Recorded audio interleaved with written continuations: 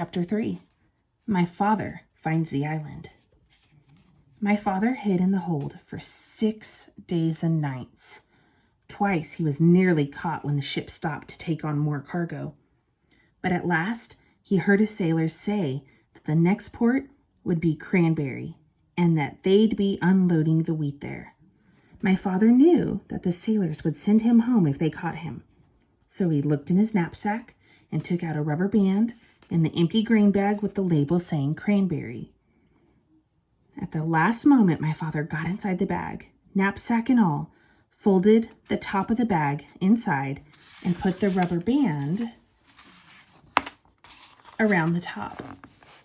He didn't look just exactly like the other bags, but it was the best he could do. Soon the sailors came to unload. They lowered a big net into the hold and began moving the bags of wheat. Suddenly, one sailor yelled, "Great Scott! This is the queerest bag of wheat I've ever seen. It's all lumpy-like, but the label says it's to go to Cranberry." The other sailors looked at the bag too, and my father, who was in the bag, of course, tried even harder to look like a bag of wheat. Then another sailor felt the bag, and he just happened to get a hold of my father's elbow.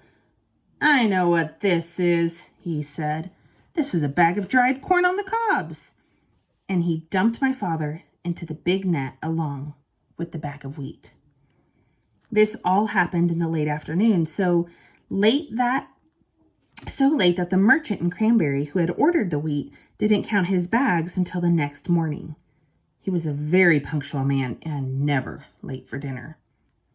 The sailors told the captain, and the captain wrote down on a piece of paper that they had delivered 160 bags of wheat and 1 bag of dried corn on the cobs. They left the piece of paper on for the merchant and sailed away that evening. My father heard later that the merchant spent the whole next day counting and recounting the bags and feeling each one trying to find the bag of dried corn on the cobs. He never found it because as it was dark, my father climbed out of the bag, folded it up, and put it back in his knapsack. He walked along the shore to a nice sandy place and lay down to sleep. My father was very hungry when he woke up the next morning. Just as he was looking to see if he had anything left to eat, something hit him on the head. It was a tangerine. He had been sleeping right under a tree full of big, fat tangerines. And then he remembered that this was the island of Tangerina. Tangerine trees grew wild everywhere. My father picked up as many as he had room for, which was 31, and started off to find Wild Island. He walked and walked and walked along the shore, looking for the rocks that joined the two islands. He walked all day, and once, when he met a fisherman and asked about Wild Island, the fisherman began to shake and couldn't talk for a long while. It scared him that much just thinking about it. Finally, he said, "Many people have tried to explore Wild Island, but not one has come back alive. We think they were eaten by the wild animals." This didn't bother my father. He kept walking and slept on the beach again that night.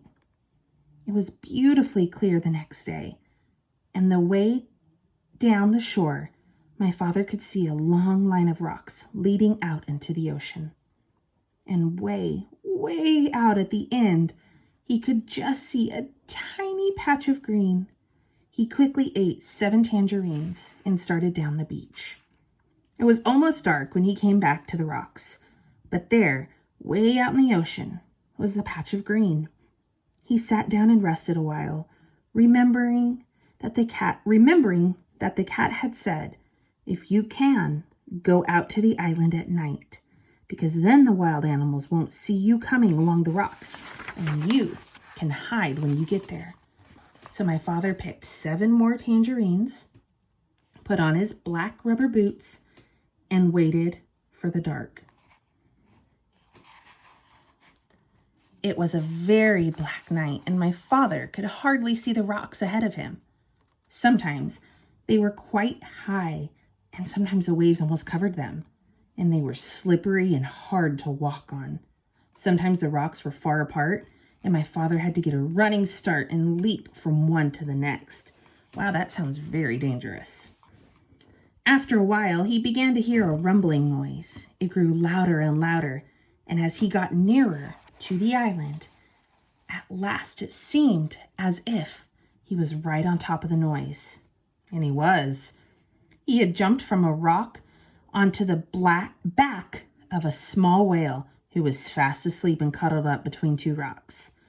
The whale was snoring and making more noise than on a steam shovel, so it never heard my father say, "Oh, I didn't know that was you."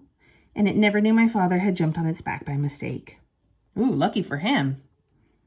For 7 hours, my father climbed and slipped and leapt from rock to rock, but while it was still dark, he finally reached the very last rock and stepped off onto Wild Island.